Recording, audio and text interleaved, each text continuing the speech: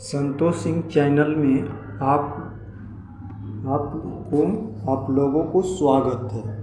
चलिए हम औरंगजेब के बारे में कुछ डिटेल समझते हैं। औरंगजेब जो था वो इसका जन्म गुजरात में हुआ था। कहाँ हुआ था? गुजरात में हुआ था औरंगजेब 1698 से 1797 ईस्वी तक इसकी जीवनी थी। औरंगजेब का जन्म 24 अक्टूबर 1618 ईस्वी में दोहादा यानी गुजरात नाम स्थान पर हुआ था। दोहादा गुजरात में इसका जन्म हुआ था। और औरंगजेब के बचपन का अधिकांश समय नूरजहाँ के पास बीता। इसका बचपन कहाँ बीता? नूरजहाँ, जो शाहजहाँ की बीवी थी। शाहजहाँ 18 मई 1667 को फ्रांस के राजघराने की दिलरास बानो बेगम के साथ औरंगजेब का निकाह हुआ। औरंगजेब जो था इसकी शादी किससे हुआ? जो फ्रांस की लड़की थी, फ्रांस के राजघराने की दिलरास बानो बेगम एक लड़की थी, उसी से शादी किया इसने। आगरा पर कब्जा कर जल्दबाजी में औरंगजेब ने अपना राज्याभिषेक अब्दुल्ला मुशर्रफ मोहम्मद मसूद के औरंगजेब के बहादुर अलाउद्दीन बदशाह गाजी की उपस्थिति में 31 जुलाई 1698 को करवा लिया। देहराई के युद्ध में सफल होने के बाद 15 मई 1659 को औरंगजेब ने दिल्ली में प्रवेश किया। कहाँ किया? दिल्ली में। और शाहजहाँ के शानदार महल में 5 जून 1659 को दूसरी बार राज्याभिषेक करवाया। औरंगजेब के गुरु कौन थे? सवाल पूछता है। मीर मोहम्मद हाकिम थे। कौन थे? मीर मोहम्मद हाकिम। औरंगजेब सुन्नी धर्म को मानता था। किस धर्म को मानता था? सुन्नी धर्म को। उसे जिंदा पीर कहा जाता था। उसको क्या कहा जाता? जिंदा पीर। जय सिंह एवं शिवजी के बीच पुरंदर की संधि 22 जून 1665 ईस्वी को संबंधित हुआ। मई 1666 ईस्वी को आगरा के किले के दीवार एवं आम में औरंगजेब के समक्ष शिवाजी उपस्थित हुए। यहाँ शिवाजी के कैद कर जयपुर भवन में रख दिया। क्या किया औरंगजेब ने? शिवाजी जो हैं उनको कैद कर लिया और उनको आगरा में रख लिया, जयपुर में रख लिया कैद करके। इस्लाम नहीं स्वीकार करने के कारण सिखों के 9वें गुरु गुरु तेग बहादुर की हत्या कर दिया। औरंगजेब ने क्या कहा? सिख जो होते हैं, सिख ईसाई जो होते हैं, उनको कहा, उनके 9वां गुरु थे तो उनको बोला कि तुम इस्लाम धर्म मानो, इस्लाम धर्म के मानो। तो उसने कहा कि मैं सर कटा सकता हूँ लेकिन इस्लाम धर्म नहीं मान सकता हूँ। तो उन्होंने क्या किया? दिल्ली में धड़ाके से सर उसको जो गुरु तेग बहादुर, सिखों के जो 9वां गुरु थे, उनको धड़ सिर एक ही तलवार में अलग कर दिया।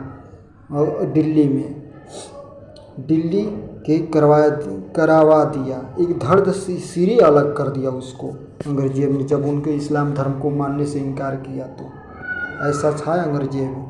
इसका गुजरात में जन्म हुआ था। आइए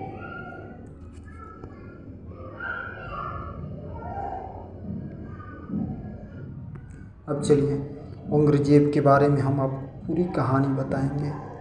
औरंगजेब ने 1679 ईस्वी में जतीस्ता का भी जुना लागू किया। औरंगजेब की मकरदा निर्माण 1669 ईस्वी में औरंगजेब महाराष्ट्र पर कार्रवाई कर लिया। महाराष्ट्र जो बम्बे है वहाँ पर कार्रवाई कर लिया। 1666 ईस्वी में 1666 में हाजीपुर एवं 1687 ईस्वी में औरंगजेब करता गया कब्जा करता गया। औरंगजेब के समय हुए जाट विद्रोह की नेतृत्व मुकदू हुए। जो जाट लोग थे, जो गुजराती जाट माने अहिर लोग बोलते हैं, तो इनका विद्रोह कर दिया इसने, उनसे लोगों से भी लड़ाई किया। तो जाटाओं ने किया था 1670 ईस्वी में तिन्नान की लड़ाई लड़ी। जाट प्रस्तुत हुए। गोकुल को मौत के बाद उपरांत दिया गया। इसके बावजूद जाटों में 1665 ईस्वी में राजाराम के नेतृत्व में पुनः विद्रोह चालू हो गया। जो जाट आंदोलन था उसको विद्रोह चालू हो गया और जाटों ने सिकंदर में स्थित अकबर के मकबरे को भी लूटा। भरतपुर राजस्व वंश की नींव औरंगजेब के शासनकाल में जाट नेता राजाराम के भतीजा पुराम ने डाली थी। औरंगजेब के समय में हिंदू मन सरदारों की संख्या लगभग 337 थी, जो अंधेरे मुगल साम्राज्य के तुमाल में अधिक थी। औरंगजेब सर्वाधिक हिंदुओं अधिकारियों को नियुक्त करने वाला मुगल सम्राट था। क्या करता था? नियुक्त करता था। औरंगजेब का पुत्र अकबर ने दुर्गादामा के बहाकन के आकार के अपने पिता के खिलाफ विद्रोह किया। इसने क्या किया? अपने पिता के ही खिलाफ विद्रोह हुआ। औरंगजेब ने फागुन को अपने शासन का आधार बनाया। इसने सिक्के पर कलामा कुड़वा का अनरोज का त्योहार मनाया।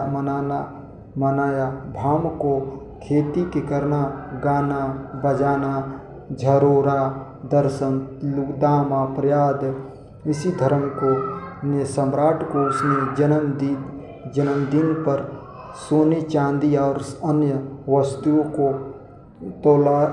लौटा देता था। हिंदू राजाओं को माथे पर अपने हाथ से तिलक लगाता था, जिसे अकबर ने प्रारंभ किया था। सती प्रथा आदि पर प्रतिबंध लगा दिया। किसने? सती प्रथा जो थी उस पर प्रतिबंध लगा दिया। वेश्या को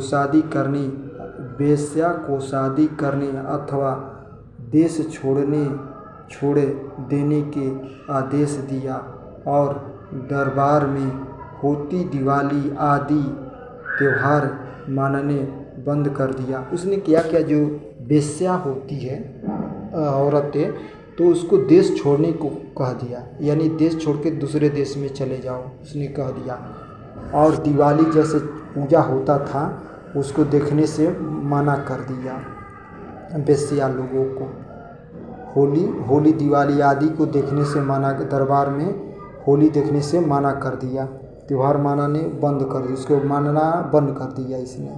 और सती प्रथा को भी बंद किया। औरंगजेब ने दरबार में संगीत पाबंदी लगा दी तथा सरकारी संगीतों को अवकाश दे दिया गया। भारतीय शास्त्रीय संगीत पर फारसी में सबसे अधिक पुस्तकें औरंगजेब के हिंद काल में लिखी गई। औरंगजेब का स्वयं वीणा बजाने में दक्षम था। वो वीणा बहुत बजाता था। जो सरस्वती माँ जो है वीणा जो बजाती है, उसी तरह ये वीणा बजाता था। औरंगजेब ने दरबार में संगीत पर पाबंदी लगा दिया। उसने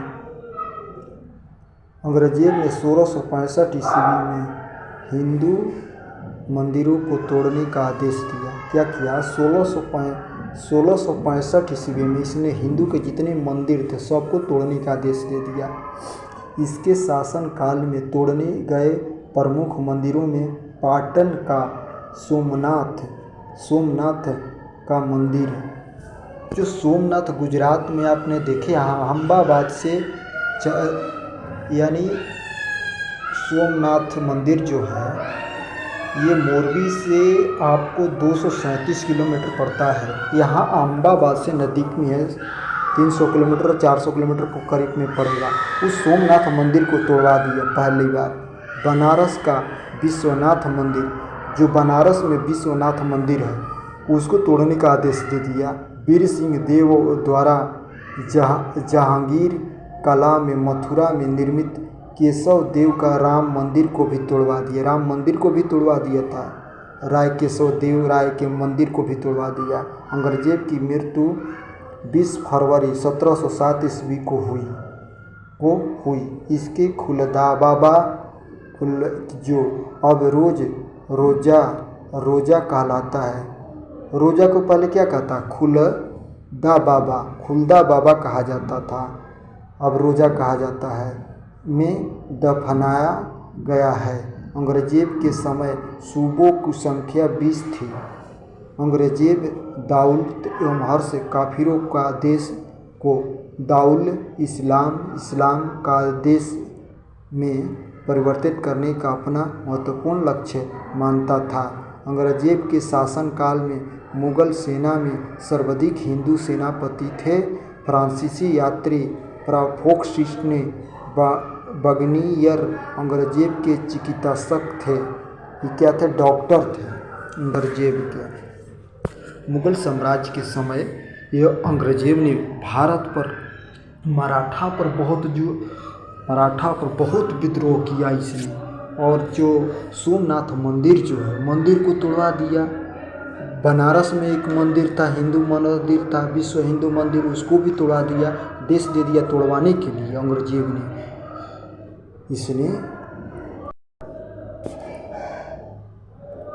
औरंगजेब ने हिंदू मंदिरों को तोड़वाने का आदेश दे दिया।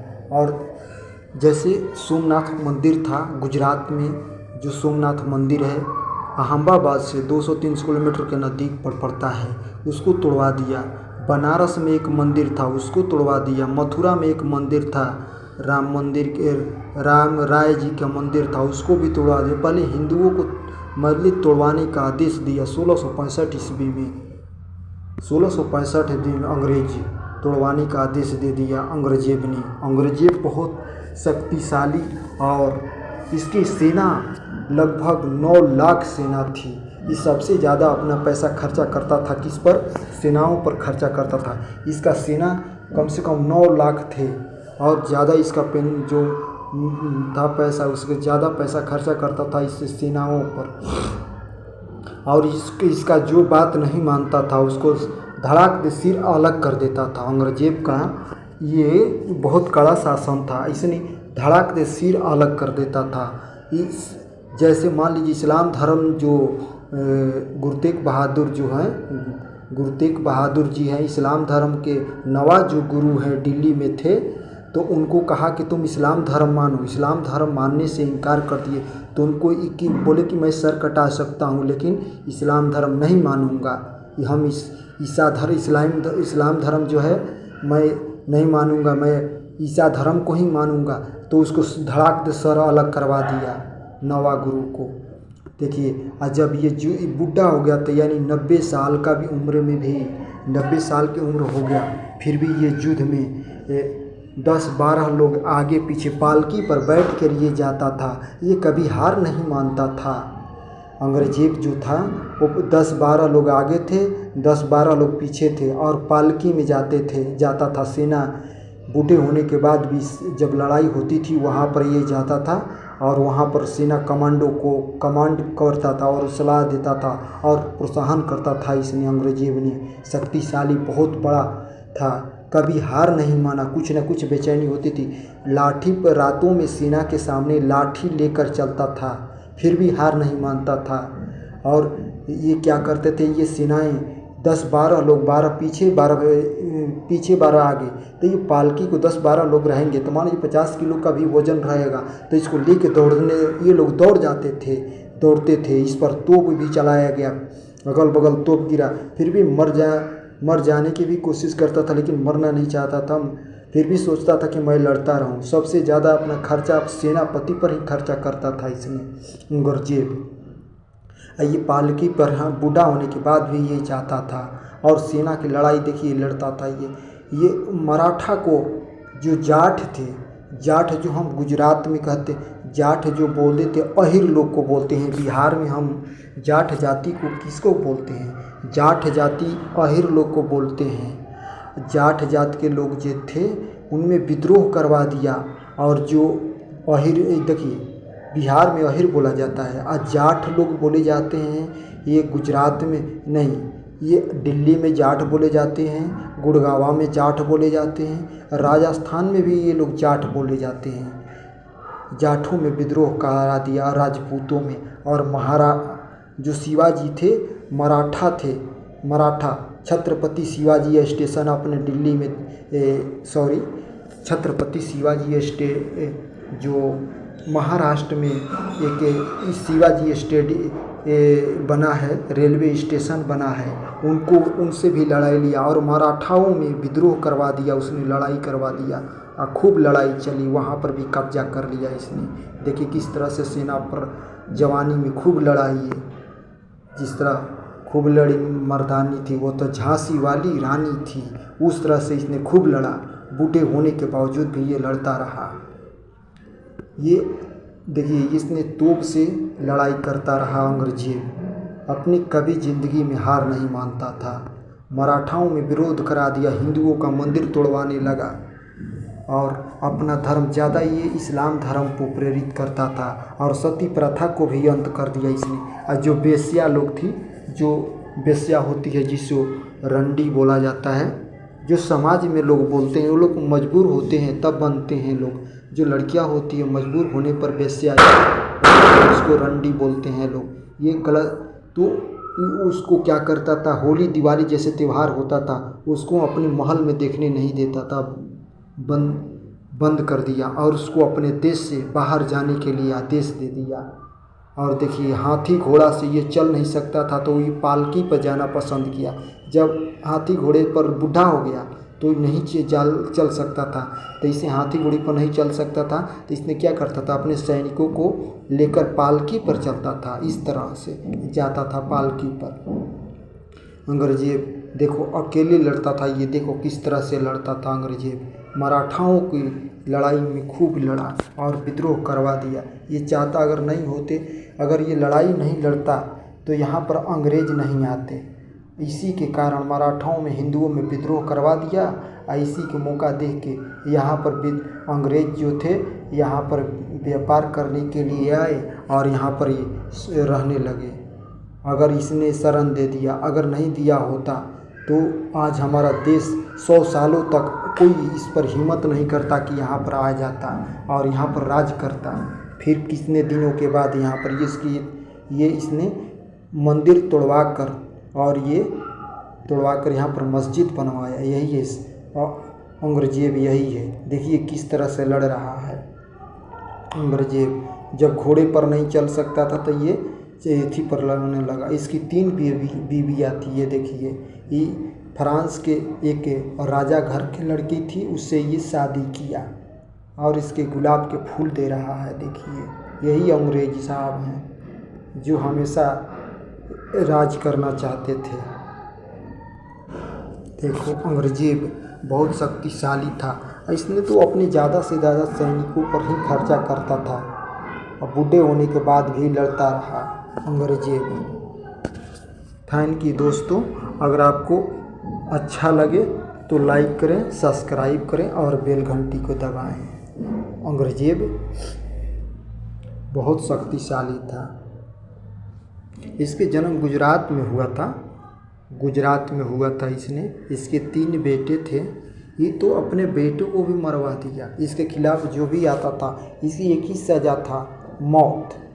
जो इसकी बात नहीं मानता था तो सीधे धड़ से सर अलग कर देता था। इसका यही सज़ा था। तो इससे बहुत लोग डरते थे और पूरे दुनिया पर ये कब्जा करना चाहता था।